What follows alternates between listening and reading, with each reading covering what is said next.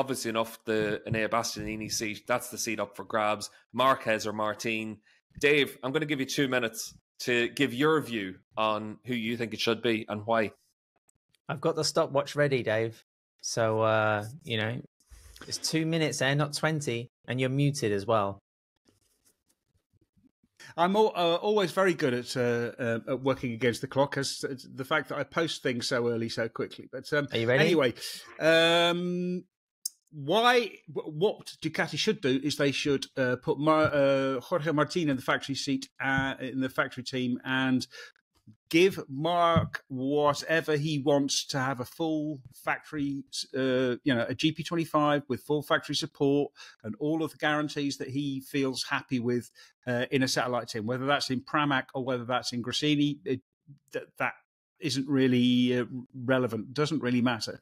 The reason is this. I mean, for Ducati, it's a simple calculation. Who can they afford to lose? They can afford to lose Enea Bastianini because we saw again this weekend, he makes too many mistakes. He doesn't, he doesn't get it right. They can't afford to lose Jorge Martin because he has shown that, he has lifted himself to a level where he has become a genuine championship contender. And if you put him on a championship winning machine, he's going to be there. He's going to be causing trouble. That would be good for Aprilia. Maybe KTM he could win on, but that would sort of rule out if he goes to Honda or Yamaha, then you don't have to worry about it. Why don't you put Marc in the factory team? If you put Marc in the factory team, then or rather, if you don't put Marc in the factory team, he's not going to leave because he's 32. He's going to be 32 next year. He can't afford to lose another year adapting to a bike. He wants to win races. He wants to win championships.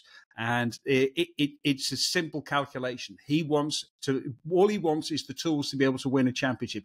I think he would like to be in a factory team because that's the best guarantee of having everything at his disposal. However, I think as long as he has the guarantees of equal treatment of having everything that he needs, I think he would accept being a satellite team. That was a decent enough effort, Dave. Decent. I'll give you that. You were practicing in the mirror all morning, weren't you, Dave? Well, just like every morning. Neil, we'll come to you next for what you think should be the case, or if you've got anything that's a little bit different to Dave. He's covered a fair bit of ground there in his 2 minutes. Yeah, I'm not sure if I can time this to absolute perfection just as Dave did, but I'm going to say Ducati should put Marc Marquez in the factory squad.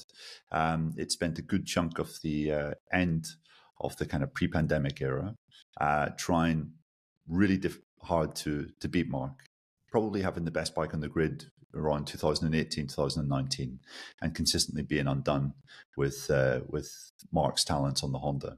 Now that Marc is within their ranks, he's already shown after a handful of races that he can be a sort of he can be the guy to lead the way with how the bike should be ridden at certain tracks on certain instances.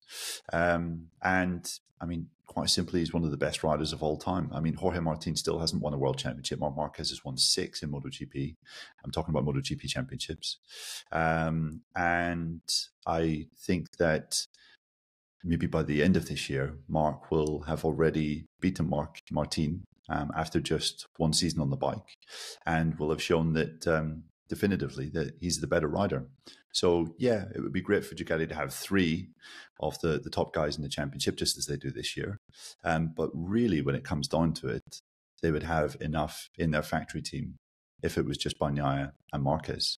And I think that's basically the bottom line that they need. It's just why not just focus on 2 rather than having to stretch yourself a bit thin with a third. And yeah, that's why I think they should put Marc there. Well, for my 2 cents worth, Neil, well done. That was under 2 minutes, by the way. I don't think I'm going to need 2 minutes, but I think it's going to come down to, do you want the best rider of all time, or do you want the best rider that's currently in MotoGP? One's, like Dave said, 31. The other one's 26. Where's the future? And it comes down also to budget. I mean, how much money do you have to hire Marc Marquez? Because he's not going to be cheap. Yeah, we all say he's got an insatiable appetite for victory, but he's not going to ride for free. And also going to the factory team means he has to cut, a 15-year association with Red Bull. You have to imagine that's probably filling his coffers quite substantially every season. And I don't know. I just don't see it. I think, Marc was just the top dog for so long at HRC as the number one factory rider. And now he's sort of going into a little bit of a different setup. Why not just give him a full factory support like Martin currently has in the Gresini team? And if Pramac take a 3-year agreement with Yamaha anyway, then it's all kind of academic, really. And I just don't think you're going to afford to lose Jorge Martin at the moment. And that's also Ducati's biggest worry. I think it really just comes down to economics as well. But I think we're likely to see Martin in the factory team next year if I had to put €10 on the table. Ad, do you think that, because, I mean, you raise a good point about money, but do you think that Marc would want more money than Jorge Martin? Because Jorge Martin is in the part of his career where he wants the big salary, also as a reflection of what it is. Marc is rich as Croesus, doesn't need the money, just wants to be able to win. He would be the cheaper option, surely. It's a good point, Dave, but just look at the marketing worth of Marquez. Even though we can debate about how important that is to certain brands, I think Ducati is a brand that prides itself on image and being able to sell what they're racing. And, we saw the reaction of the weekend on Sunday. Everyone's cheering for Marc on the podium rather than Martin. And I think that's the sad state of affairs for Jorge anyway. I mean, if you picture yourself in, maybe Delingor or even Domenicali's shoes, if you're sitting around a meeting table and Jorge Martin walks through the door and then Marc Marquez walks through the door, you're going to know which one's going to be asking for more money. And it's, I think that's just the reality of the situation. Jorge might say, listen, you've been paying me 1.5 a year just to pick a figure. Now I want 3.5 or 4 because that's what Aprilia might give me.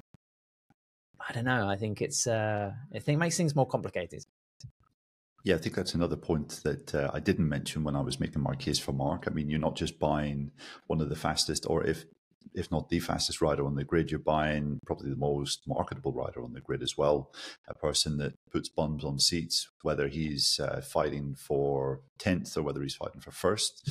And we've just seen by his antics in the last couple of race weekends, what he does to crowds. He whips them up into a frenzy when they're doing the rider parade or when he's doing his slowdown lap. And we had Uri Puigdemont on the show on Sunday, our reaction show, and he was saying, it looks as though Marc is trying to do everything he can to kind of convince Ducati that, look, I'm the one that gets people excited in the grandstands. Jorge Martin won the sprint race at his home GP and barely got a shout from the tribunas on the edge of the kind of turn 9, turn 10 stadium section. So, Marc, by contrast, was the one that was making everyone ecstatic. He's the one that's going to put more eyes on your team.